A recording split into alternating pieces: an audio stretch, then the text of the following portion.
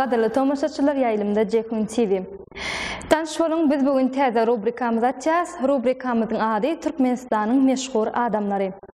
Biz bu täze rubrikamyzda Türkmenistanyň meşhur adamlary bilen söhbetleşik geçirir. Elbetde siziň ähliňiziň kem göwnüňizden turar diýip umyt etýäs. Biziň studiýamyzyň bugünkü mehmany Lewat Ýürekli Sanat Mekdebine Halifa Muallimi, Türkmenistanyň sanatçy at sadanyň işgäri, nakkaş, suratkeş, Türkmenistanyň Suratkeşler Birleşmesiniň agzasy Murat Baltay. Murat Muallim eýen 27 ýyl bäri Lewat Ýürekli Sanat Mekdebinden talip ýaşlara bilim berýär. Onuň birnäçe şägirdleri häzirki wagtda belli nakkaş, suratkeşler, birnäçe bolsa Halifa bilen birlikde şol mekdepde zähmet çekýärler. Ene Murat Muallim ilk bilen söhbetleşmemiň başynda şeýlerek bir soraw bilen başlasym gelýär. Nakkaşçylyk hünerini saýlap almagyza näme sebäp boldy? Nakkaşçylyk hüneri şu renklerin, owadanlyklary, dünýäniň gözelligi bilen baglanşykly bolup durýar. Şonuň üçin o çağalyk ýyllarymyzda owadaşlyk şu owaň bir owadan keşpleri bardy. Ýollary, garrytuplar, onsoň şu güz aýlarynda şu agaçlaryň çağak mal wakyatları tersi bir owadanlyklar yerlere çayırlar bir sary menimçe özsen bir renkler o meydanlarda şu amderyan boylarındaky petagaçlarynyň şu ýylgynlaryň men şu owadanlyklaryny şowaklar görýärdim. Şoňa bir hili gaty owadan çekesim gelýärdi şolary. Soň surat çekjek bolup şu birinci klaslardan şeýle çemeleşýärdim. Soň şu suratlary atam muallim bolup işleýärdi. Şoň kitaplaryny seretýärdim. Şu kitaplarynda suratlar bardy. Şu kimya biologiýa muallim bolan soň şu biologiýa beýle kitaplarynda şeýle bir owadan çekilen suratlar bardy. Şolary görüp hasam men şu höweslenýärdim. Şolary ýaly çeksem de. Soň şu owada ekin meydanlary, gawun, garpyzlar, soň mektepden ýolunyň uğurlarında alma ağaçları bardy. Şu almalar bir hili şeýle bir ýalpylaş. Şolar görüp maýyl bolýar. Gaty gowy görýärdim. Men bu çağalyk wagtlarym aýtýan, 3-nji, 4-nji klaslar aýtýan. Onsoň şu güz aýlaryny, soň kış aýlarynda şu gar ýaýdy. Şeýle bir owadanlaşýardy. Diýmek meni häzir şoňa göz getirýän bizim ýaşaýan ýerlerimiz, biz ýaşka has bir häzirki görnüşden başga değil. Bir tebigat gaty diýeli sym agaçlarym ýok, bir hili çırayak ýary. Soň şeýle owadan owalarym zatlar surat çekmäge men gaty öwretim bahsa owurýar. Soňa çemeleşýärdim. Mektepde okanda muallimler owaşa çeken suratlaryny serip aýpa çekgen gerekler hep aýdýar. Agymda has surat çeken gowy ol matematik bolsadan surat çeken owadan çeken şuňalara aýdýar menem berenýär. Höweslendirýär diýmek size. Gaty men şuňaly gowy görýärdim.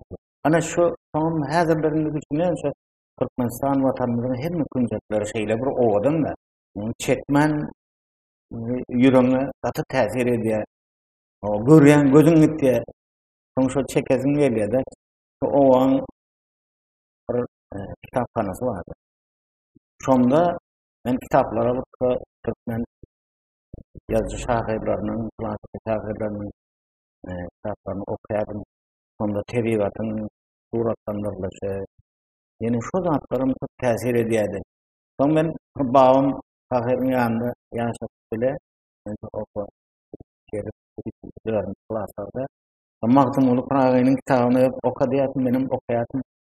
Täwirinde öýlerek çarak okuyan ýerim bolsa duran, menim durýan. Şeýlerek tämdi torýat menim teresem howa şeýle görýän ýok. Şeýit meni okuýardy. Men şondan soň Magdumul Qur'anyň şeýle gowy görýän. Hazırlarım bir kitabı okumadan bir hil bir zat yetmekte alıp duruyor. Buğday meydanları vardı. Akçoğanın meydanları vardı. Onun katı oğullar laydan salınan cahil. Şeyle bir oğuldan. Ana şu zatların tesiri. Demek onda tebigatın keşfi sizin nakşy bolmagyňyza ýardam beripdirdi. Owa şu Amderiyanın boyları katı oğuldan koyardı. Üniversite malı tebigatları katı oğuldan. Köp tesir eden oldu. Demek halipa onu sizde intek çağalyk döwrüňizden hem ajaýyplyklary duýmak, gözellikleri kabul edip bilmek okuýuňyz bolupdyr. Şol bir hili men hazırlyk kirediýänme? O döwürlerde çağalyk döwürlerinde aýdap ýanlar, oğlanlar. Şeýle oğdan ýylgynlary görkezýärsin beýle.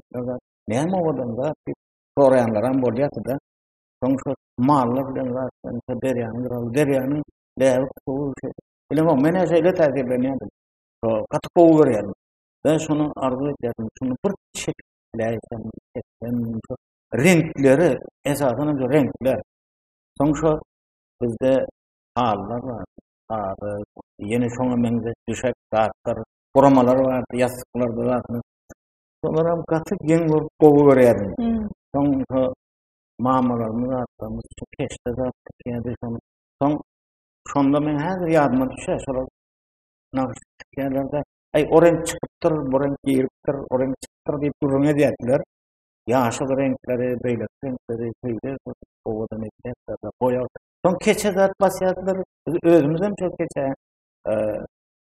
Şonu geçenli de iki ýany. Tamam. Şoňa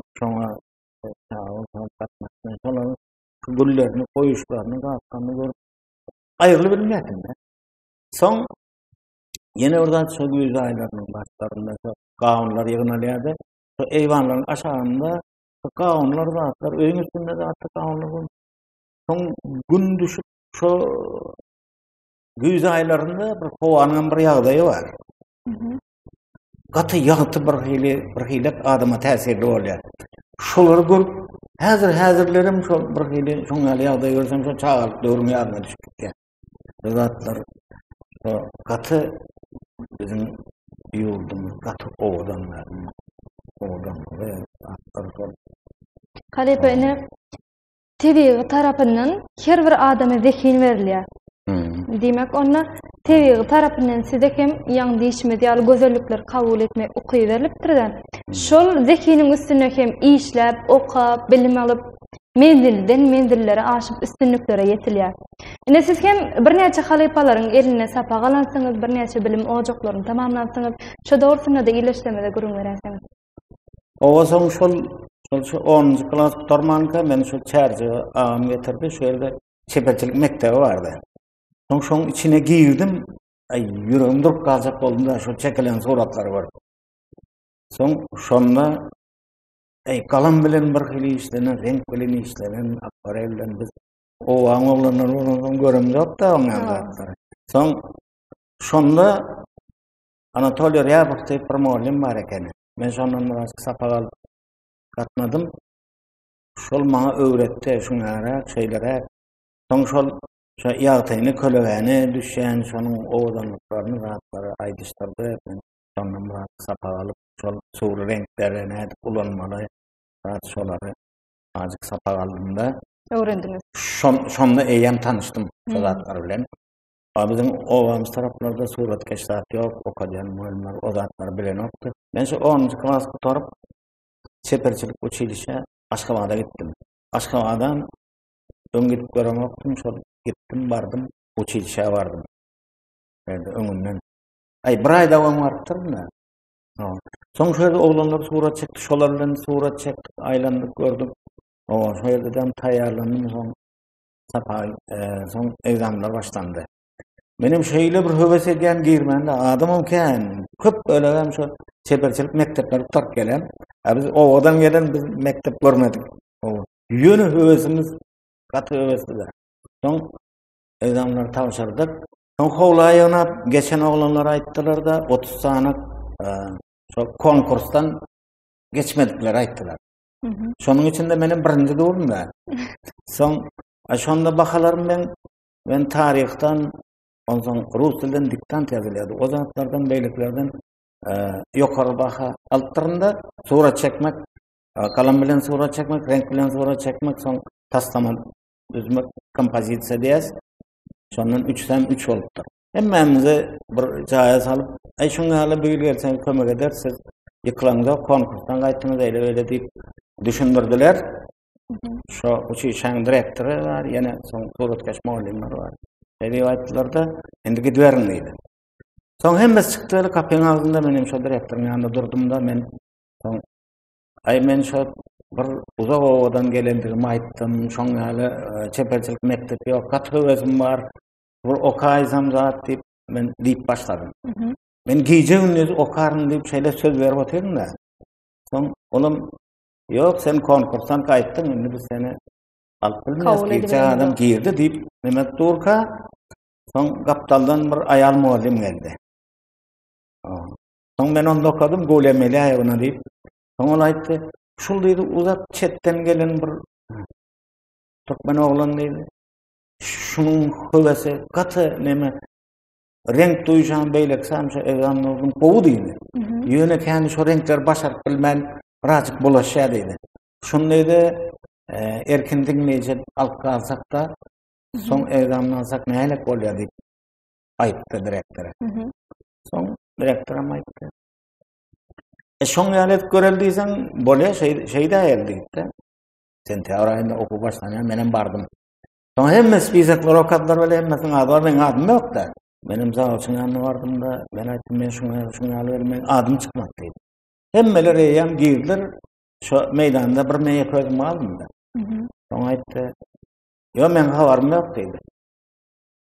Soň men mundan birinji may köçesinde bizim esasy Gawun korpus diýerdi.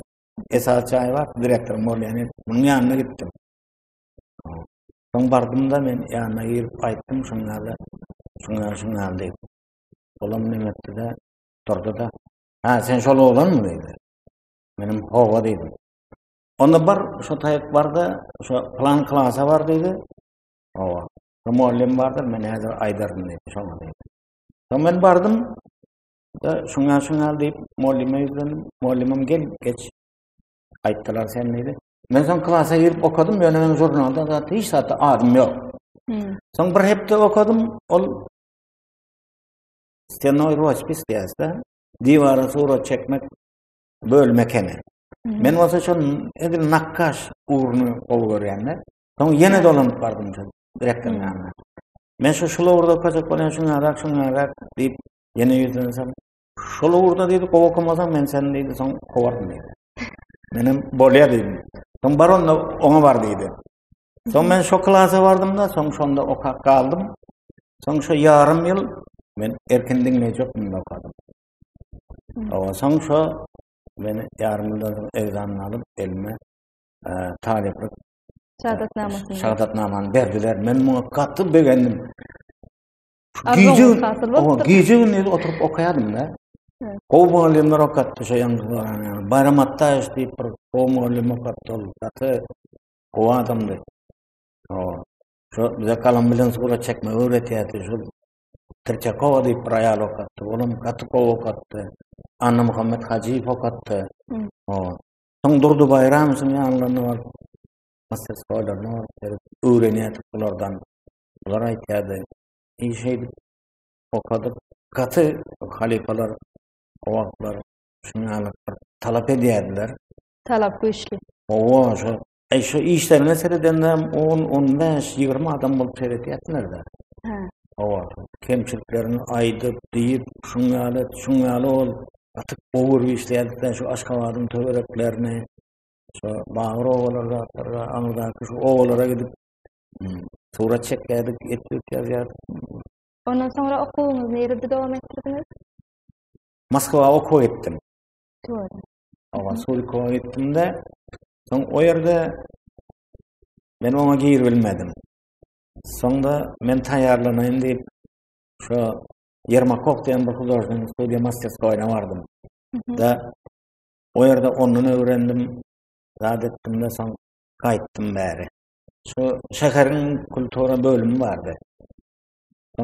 Bunda birazcık işledim. Şu nakkaş köp işlemeli dedim. O yerde de plakat çekmeli, hat yazmalı. Son ben oğlanlarla gepleşipsiz. O çekin, men suratını çekkensiz. Hatını yazın öyle deyip gepleşip gidip surat çekerdim. Sergilere katlaşıyordum. Son olam olmaz sonra ben işten çıktım. Seher vakti yok da surat çekmem. Ben surat çekesim geliyor. Son onu koydum da çıktım da son işlet başladım da son surat geçtim yani var berde Moskva'nın tarafı şu Serdar Atayel'de diyen bir Halife Muallim Ekrem var. Atı kovu surat geçti. Bunun bilen tanışıp son olaydı gelay Masterskoya şaydı. Ne mi dersin? Hiç dersin var. Son sergilere katlaşıp başladık şu. Son şu halifelerin yanında şu Atayel'de bilen bir yıl Masterskoya'da olup bunun bilen bile işledik. Ondan ben kendi zatları öğrendim. Kurban meredip Kurban.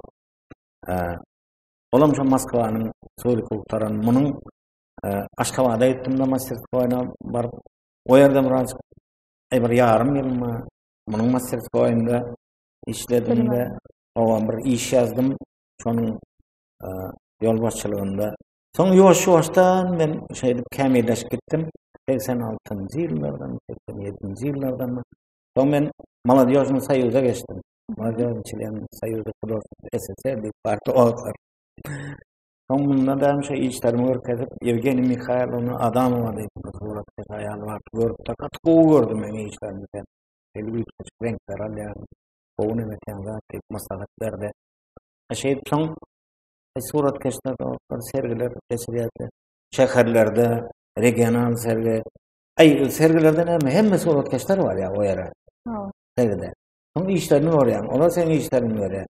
Onlar surat keşler diyenin bir hatı bir öz işini söyleyen adamlar da son bunlar maslahat veriydiler. Olgular. Bir-birinin işine tomuş etdiler. Hova seyretdiler de son fikirlerini beyan etdiler. Yaşlara hasam Gerekli. O neme vardı. Komisya vardı. Şu işleri seyredip sergiye geçmek katı. Yani işler varmasan işin geçmeyedi. Kemçiliklerine maydiyatlar şeylere. Şu millilik taraflara, Türkmen sanatının şu öz oluşluğuna, şunun yoluna katı üns veriliydi. Sonra katnaşıp yavaş-yavaştan son berde Karadaköy'de simpozyum geçirildi. Muaşı 15 Respublikan surat keşleri geldi. Benim şu yerde Moskva'nın Leningrad'ın surat keşlerinden bir yarım ayım olduk da işledik de son sergi ettik. Son bunlar beni Çuvaş'a çağırdılar. Son buna gittim Çuvaş'a. O yerde barı işledik. Surat çektik. O gruppa değil de başka gruppa yine şu cemleyici bir sergi oldu. Konkurs sergi diyen yarı. Ben şu Orta Asya'dan bir menekenim. Ben emmesinden yaşta o yerde. Ne yaşınızda o zaman? Şu vakit yaşlar. Son Nikolay Prokofyevich Kraskov deyip yolbaşımız vardı. Kraskan yetmese de getirip veriyatlar. Yaman aladaçılardı. O adam. Ondan sonra bunlar şu sergide Moskva'dan komisyaya girdi. Benim meydana gittim. Beni işime hiç kimse seyretmez. Gittim sonra İzmir'den bir oğlan var. Kıyırdı. Türkmenistan'dan kim vardı? Hani gel verdi. Sonra benim vardım seni komisya çağırıyor deyip içeri girdim. Sonra olan ayette katı kovu işlerim vardıydı. Benim için bir bildansız bir kovu nemi oldu. Kovu işlerim var. Şunu işlerden biz muzeye alacak deyip 3 tane iş saylaptırlar. Sonra bir tane portret, bir tane peyzaj, sonra bir Çuvaşan meydan gülleri deyip bir iş yazdım. Şu söyüşleyen yaşlar vardı da şu işin nemesi. Şoların bir yaşlı gurrumu verdi. Ben şu gurrumundan demedim. Materyal zat yazıştırıp sonra şöyle iş ettim. şolary soň alçak diýip soň muny aldylar da menim gaty höweslendim da. Soň şo sergilere, elmunam sergilere şo musahanada işläp Yamanken amderen boylarında zatlarda neme yazyadım da diýdim. Soň ýöne şu esasan ýaşy halipa suratkeşlerden. Ine häzirki döwürde şu halipa şagirdlik diýip ýol aýdylda şu gaty zerur, gaty gerekli şol bolmasa men fikrimçe bolmaýam kadýan soň. Elbetde. Hawa. Sen ýaş adam eýem ol birazcık tejribesiz bolýar soňra. Her zat diýsem, hawa. Haýsy okujaýyny tutarsadan tejribesi kämilleşmedik bolýar da. Soň şol ýaşly adamlar, şol ýaşly halipalar eýem şolar bilýär ýol geçen, soň şolan hem işlerine seredip bir gönükken, hem gurrunlaryny diňler. Hem şolar sana esasy Türkmen soňatynyň düz manysyny, ýöremeli ýoluny ana şolar düşündirmese başga adam düşündirip bilmeýär. Sağ dünýäde soňat ugrken, her hili surat çeken adam gatyken. Ýöne şondan öz soňatyny saýlap almak, öz ýoluny tapmak. Öz ýoluňa bir tapmaly, öz ýoluň şu bir milli bir türkmen akawasy bolmaly da, uly. Şoňa düşünmek zerurda, ilki bilen. Onsoň şonuň içinden öz ýoluny gözlemek. Öz ýoluny gözlemek diýen zat şu dünýäde senin özüň söýýän zatlaryny tapmak. Gowurýan zatyny tapmak. Şol hakynda da aýtmak pikirlerini. Soň şonu sen ýuwaş-ýuwaş öz temaga geldiň diýerler. Şu zatlary gowurýan zatyny magtym bulaýsa her kim öz ýaryny gözler. Şondan gelip çykýar. Soň şunda şo halipalar gaty uly rol oýnaýar. Nälik surat çekmelidigini, nämen çekmelidigini, çekeninde näme üns bermelidigini, ýüregiňe nämen siňdirmelidigini diňe şolar aýdyp bilýär. Aýozam sen göz bilene göz hemme zady görýär. Şonu halipalaryň şeýle zerurlugy şu taýdan etdi. Şonuň üçin kän halipalary şo gördük sergilerde izat kılıcı vardı. Şol geplerini dinlep, işlerini var halipanyň Mehmet, Kulnazarbek Muradov, Dordu Bayram diýip alýar. Ýene şonu. Ine häzir şu aramyzda geçen Sarat Babaýew, Baba Sara, Anna Muradov, şolar ýaly ägir halipalar, şolar soňadyň şu uly ýollaryny Türkmen adamlar. Şu Türkmenleriň bir öz boluşly bir soňaty bar da. Türkmen halkynyň gymmatlyklary, ýüzi bol. Hemme ýerde şol soňatymyz bilen tanalýarsyz. Awraýmyz şol. Ana şolar adamlardan öwren. Soň men Moskwanyň uniwersitetine gitdim da, Moskwanyň uniwersitetiniň şekillendirme soňat fakültetine da okudum da şonda Ulyanova Natalya Borisovna diýip bir nakkaş suratkeş professor şonuň elinde okap öwrendim. Olam kän zatlary aýtdy, öwretdi, düşündirdi. Amma şu suratkeş ýaş suratkeşlerden näme? Şu iki sany bir uly problemasy bar. Uly mesele bar da. Bire bütöw görmek, düşünmek harmoniya, sazlaşığı döret bilmek, düşünmek. İkincisi, tapgırlayın, izi giderli bir ulgan boyunca, sistema boyunca işlep bilmek. Şu zatlara katı kovu düşünmek. Şunda şu okuyucağının kömeği şu tayda gerek.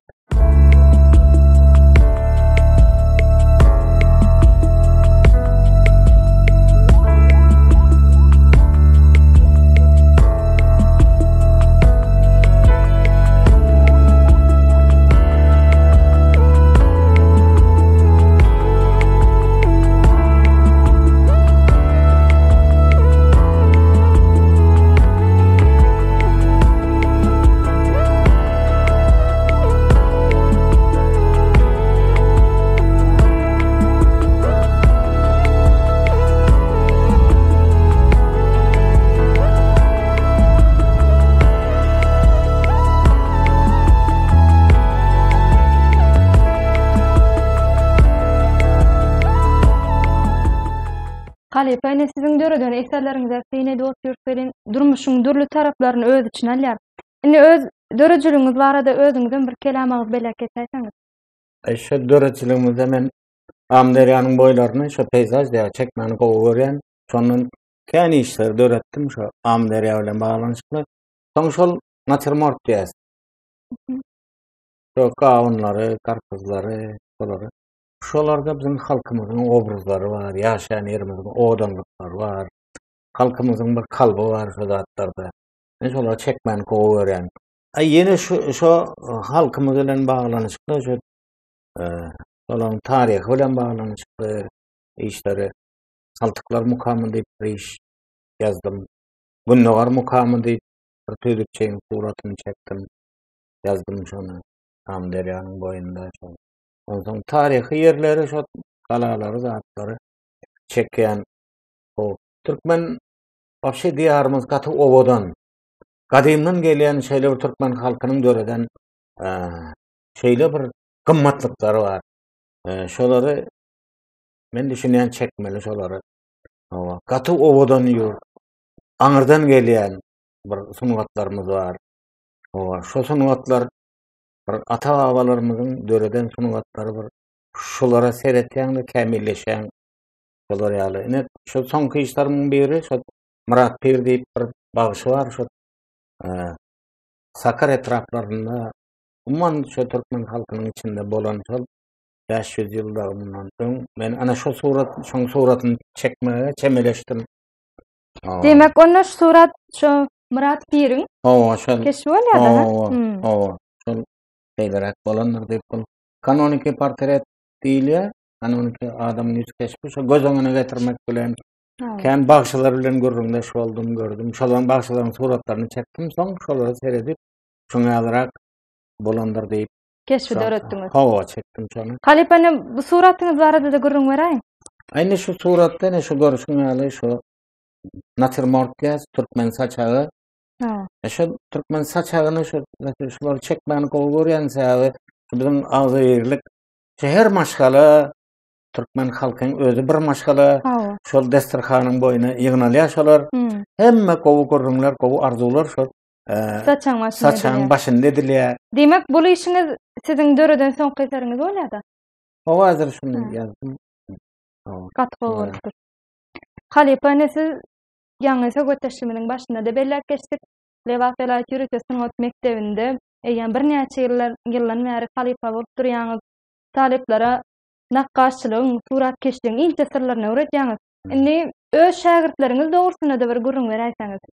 Şu nakkaşçylykda şu şagirdler barada aýtsam talepler bar. Taleplara ilki bilen bu surat çekmeni öwretmeli. Soň şulara ilki göz goýmaly görmäni, onam dogry goýmaly şolar owadanlygy görmeli, owadanlygy kalbyna siňdirmeli.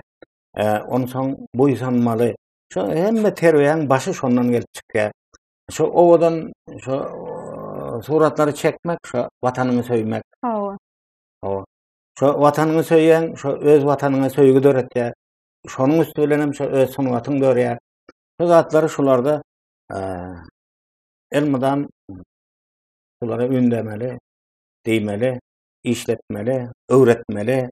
Şol iş barada aýtsam men şu talibim Saparov Şemşat diýen şol işe okulga zalda, kitaphanada diýip şol iş aldy şu. Ne şu täze kitaplar barada. Täze atalyk kitaplar bar.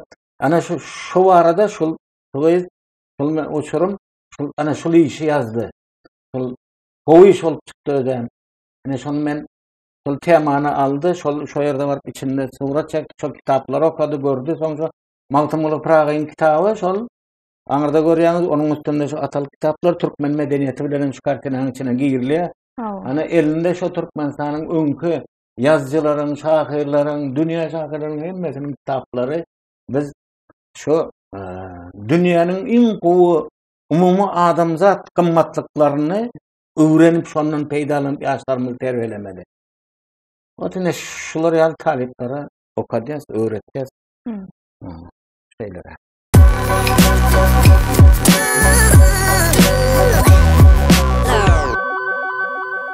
Halipan Ene kompozitör, şair, aydımçı, sazanna, artist, Dörecilik dansçı, adamları değil. umuman döredijilik adamlarynyň ählisinde, neslinde şol ugur dowam etýän adam bolýar. Ene siziň hem neslinizde siziň uguruňyz dowam etdirji barmy? Endi şolar men oğlumam, kızmam okady şol ugry. Ne şolar geljekde sağlyk bolsa bir zat etseler, etseler, tamam etýär. Bu gaty kıyın soragyma jogap bermek. Ol durmuş görkezýär, wagt görkezýär. Bunu gat diýilen zat gaty çalışarymly zat, muňa adam Vapşe aňyrdan berilen bolmaly, özüm şu söýgüsü bilen berilen adam bolmaly. Şonuňa diýmek, söýgü diýmek. Hawa. Şol gije günniz hakydandan çykmaýan bir zat bolmaly da sen durmuşyň. Özüm sana şonu hiç kim buyurmaýaram, hiç kim aýtmaýaram, sen özüň meýletin gowur. Şonu demetýän ol. Edil ýaşlyk döwründe söýüşmek diýen bir zat bar. Şonda näle şonu hemme adamdan eý görýän, owadan görýän hemme. Aşa döretilik bütün ömrü şoňa bolup beren adam bu. Şonda şol zatlar iş döretýär, kämilleşýär. Ýyldan ýyl adam öwesi artýar şonu. Halipa siz eserleriňiziň üstüne bir näçe wagt zähmet çekýäňiz. Gijaňyz günni edip ýerginsiz, dyňyňyz zähmet çekýäňiz. Ine şol eserleriňiziň hem üstünlüğe getirmegi, size üstünlük kazanmaňyza mümkinçilik bermegi. Şeýlede bayraklara, hormatly atlara münasip bolmagy. Eýsem siziň dörejiligiňiň haskem öňe gitmegine tergi berendir. Endi şu taýda öz gazanan üstünlükleriňiz barada da bellek geçäýsiňiz. Endi şu leme sonwat diýilende sonwat raşal aty gowurýan, söýýän, işleýän gije günniz. Şonu gowur işleýän näşe ilim halasa gowursa, gowda. Şu edeni işinden bir razy bolýan. Hawa.